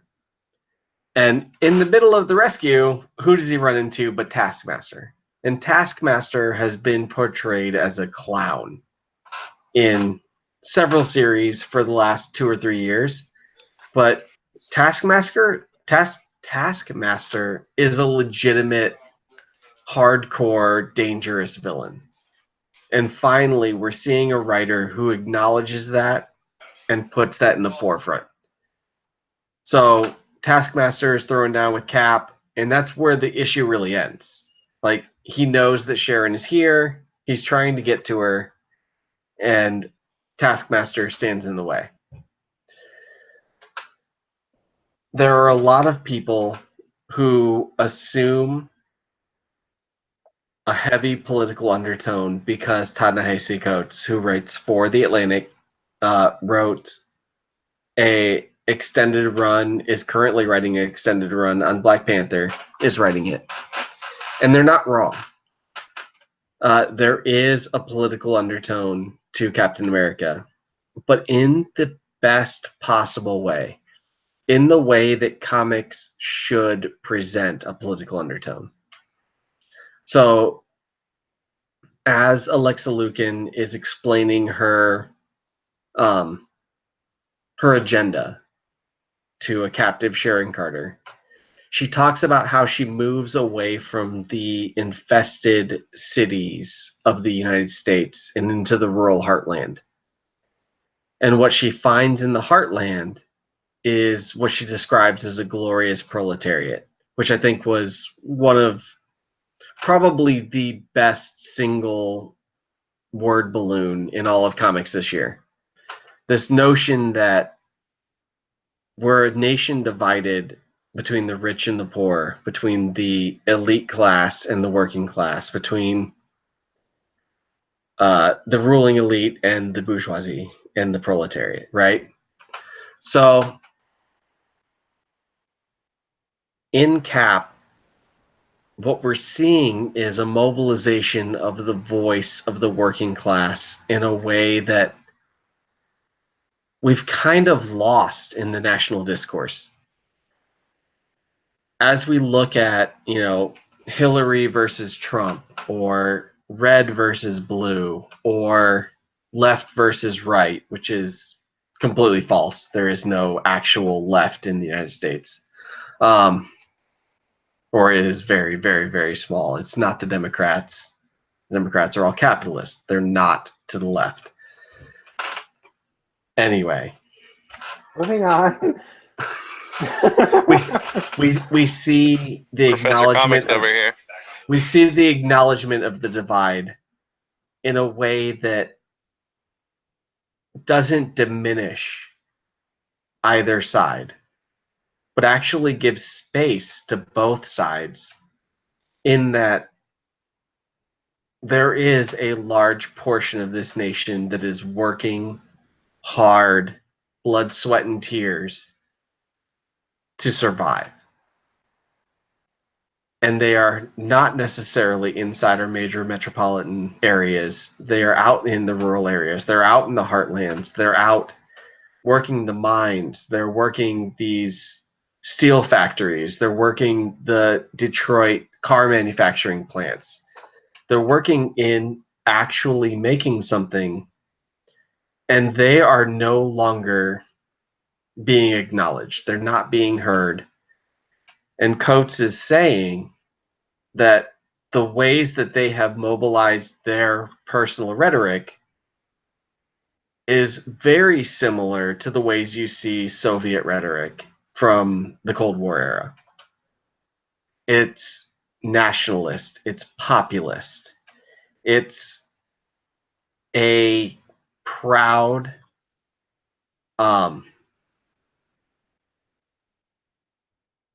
it's a very proud group of people, and they're looking for a way forward. And in this case, in the context of Captain America, you're seeing that manifest as Hydra, as a group that's coming in to clean up after Hydra and giving them opportunity to reclaim their country. And I think that that's something that, as far as I've seen in the groups, in the message boards, etc., is being lost. It's not that there's a condemnation of the Make America Great group, right? But it's that he's acknowledging that they have a voice and they have control over a large part of this nation outside of the urban areas, right? Outside of the metropoles.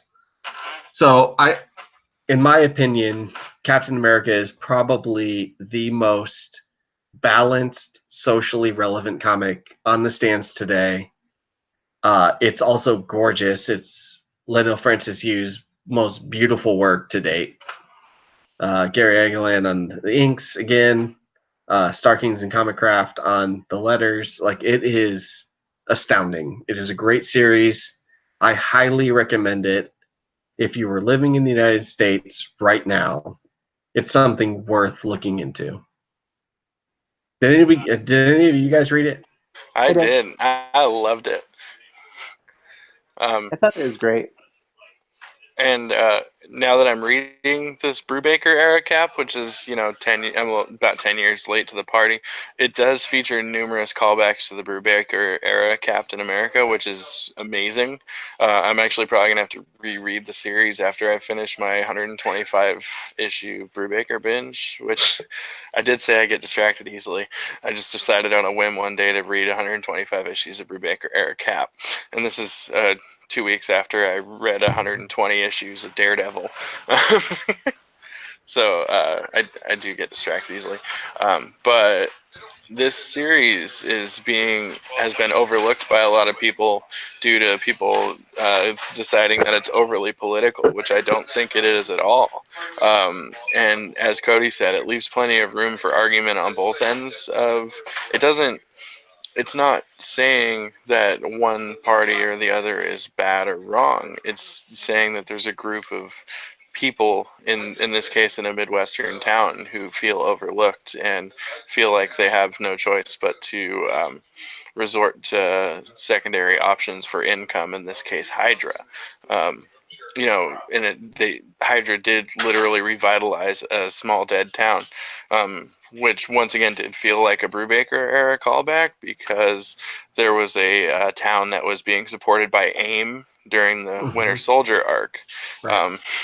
So it is a similar kind of thing where, you know, if you've done any amount of traveling, there are all kinds of towns like this that at one point there was a mine, or at one point there was, you know, a fish farm. It doesn't matter what the industry was, but, you know, sometimes industries are left by the wayside, and sometimes mines dry up, sometimes fish, you know, aren't around anymore, and not everybody moves on. And there's plenty of towns like that. Even, you know, I live in Seattle, but even 100 miles from here, there's towns like that where, you know, there was a mine or something 50 years ago, and people have been living in complete and total poverty for 40 years. Can you imagine if somebody showed up at your door and said, and, you know, you have nothing to your name, and someone says, "I'm going to pay you $3,000 a month. All you got to do is walk around with a wheelbarrow full of dirt and pretend like you're doing something." Like, that's your new best friend. Yeah, modern ghost towns are a really big part of even the like crime and detective television show genre. It's right. Become this kind of like modern Gothic, kind of American Gothic, Southern Gothic. You have all these types of modern ghost towns. But I'm really proud of this group of creatives for putting forth this comic the way they have, because they could just put out, you know, some cotton candy for us to consume, and they didn't. And I think that's another reason why I love comics right now. And like Brian says, you know, we're kind of unappreciative of the golden age that we are enjoying right now. And I don't know, you and John say, yeah, well, we've had better ones back, you know, blah, blah, blah. But we're in one, though, which is pretty damn cool. Yeah, well, I mean, like, I think one of the critical things about this era is we've acknowledged, or a large part of the community has acknowledged, that this is the American mythology, right? Like, this is something that we will pass on to our children in some way, shape, or form. Yep. But it has to be done well. So there are some stories that are put out with this social justice narrative that are not done well. And this is not one of those. This is put out with a lot of care, a lot of thought, a lot of love for a nation that is at a turning point. And I think that that's what, for me, really strikes me as, you know, one of the best books that's happening right now. And you're not using social justice in a pejorative sense. I just want No. that to be clear. Anyway, sorry. But it is a big problem that we brought up last week with X-Men Black, where, you know, you can be on the right side of an argument and still write a bad story. Right. It doesn't. Absolutely. It just because you're talking about something everybody agrees with doesn't automatically make the story good. Well, I wouldn't say that, you know, X-Men Black was something that everybody agrees with. And that's part of the problem. Like, the way that was written, it was clear that, you know, there is an agenda. This is the narrative that we're pushing. And I agree with the narrative that we're pushing, but it doesn't leave space for another agenda. It doesn't leave space for another narrative. But Cap really does. Cap really sets it up as, this is not a problem with Russia versus the US. This is not a problem with the right versus, or not a problem with, you know, the poor versus the wealthy, but this is a problem versus Republicans versus Democrats.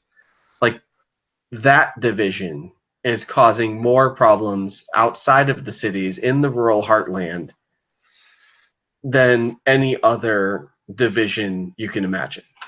Yeah, the modern ghost town, as Brian put it, which is way better than anything I said, is the people who live in that town are portrayed as much as victims as the people being kidnapped and turned into nukes. Like, they're victims of circumstance, and, you know, it takes money to move. And some people have, you know, family that they can't leave, or just some people just get stuck, and it does happen. I did also want to say that seeing Taskmaster was in a non-comedic role. Like, if you grew up reading comics in the 90s, Taskmaster was his best analog is probably in the 90s. Lady Shiva was showing up in everything as the end-all be-all for DC. Taskmaster, like, if he showed up in a book, you know, stuff was about to go down. And now he's kind of turned into this joke character that randomly pops up. He showed up in Secret Warriors fighting Karnak. He's been in Amazing Spider-Man recently, where he's kind of portrayed as a moron. It was nice to see him taken somewhat seriously. Right. For just a little while, at least. With some legit art. Right. Totally legit art. Real quick, I want to touch on Hawkman.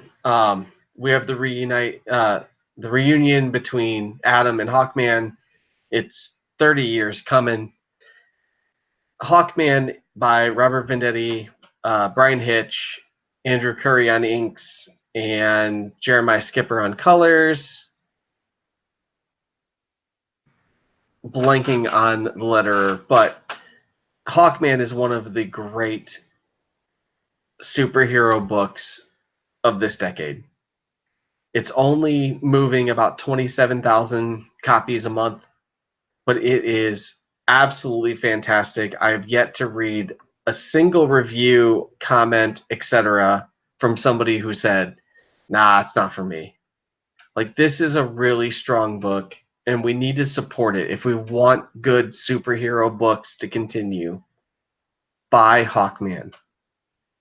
Buy the books that are strong, because even though he's not Superman, he's not Batman, he's not Spider-Man, he's not the X-Men, good is good. So support these kind of books because this is what comics are built on. This is the foundation. Just fun, solid writing, gorgeous art, a little bit of, philosophical scenarios built in. What is it to be human? Great book.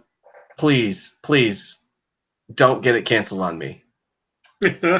Be a part of the solution, not a part of the problem. This book is fantastic. And there's love in every panel. Just buy comics. I mean, in that vein, just buy comics, period. Stop being a wuss and reading for free online and go buy some damn comics. You don't need another Wolverine comic. Go buy a character that's interesting. Hell yeah. Hell yeah. Our boss, Ross, may kill. We may have a spot for JJ because our boss is going to kill him, or our second boss, JJ, or Ross may actually replace him at this point. Why? Well, because he loves Wolverine. Ross is a big Wolverine. So do I. That doesn't mean you need to kill another human being. I would love that though, because I bet Ross has a kooky accent. No, I think that's what this show's missing. Don't kill John Jackie, just a boy. Don't kill. Boy. For those of you that don't know, and hopefully one day we will have him on, Ross is from South Africa, and he sounds like Claw from Black Panther. Like, just like him.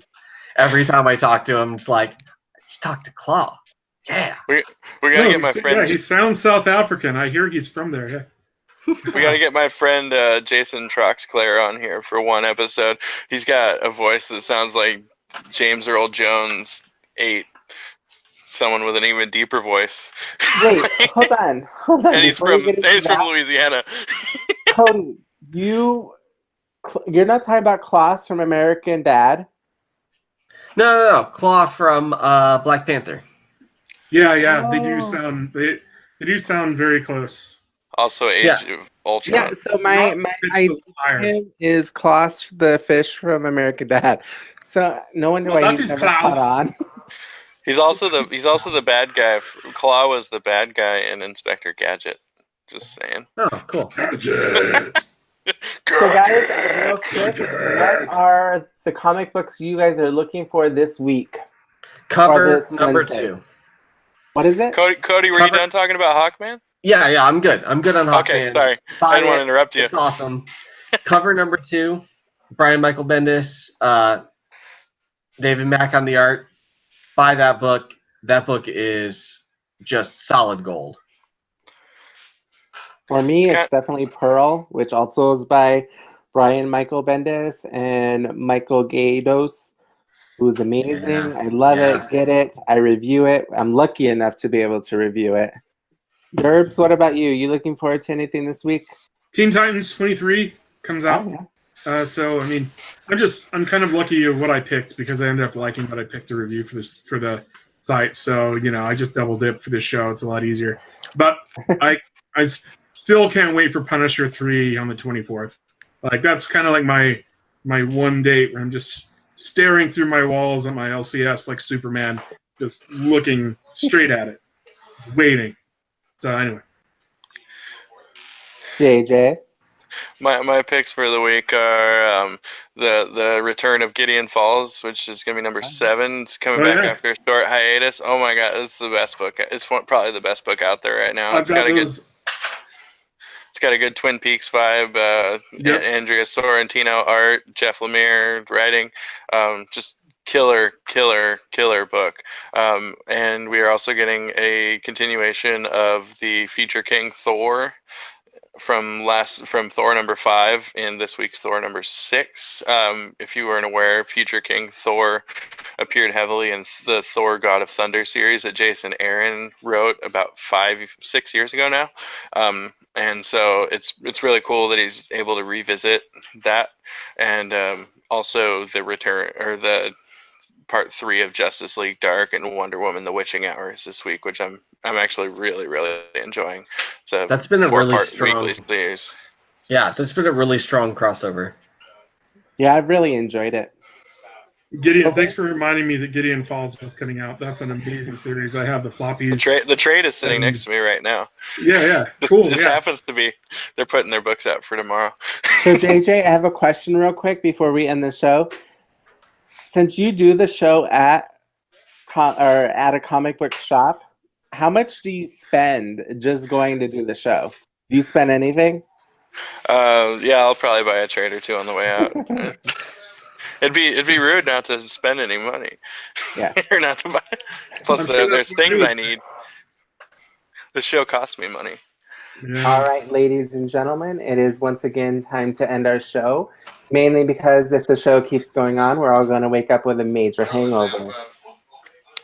So Marvel, I challenge you this week to give us a spotlight. I think every spotlight that we've had so far has been DC. So the challenge is out. Go No, ahead. Champions. Oh, that is right. I am wrong. But this is what, show 4 or 5? This is 5. 5. Okay, so 1 with the exception of Champions. So the gauntlet is thrown. Marvel, give us a spotlight, or actually any indie. All right, make sure you guys check us out at comic-watch.com.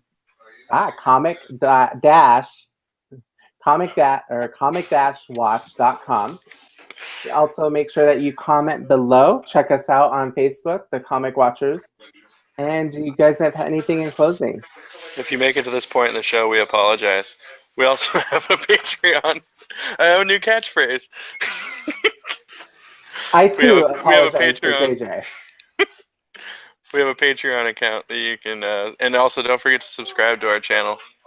And check me out on Talking Indie Comics with John Jack. I should have it out by Friday afternoon or Saturday. All right, guys, we'll see you once again next week. I hope you enjoyed this episode, number 5. We will see you next week for number 6. Out. Adios. Peace.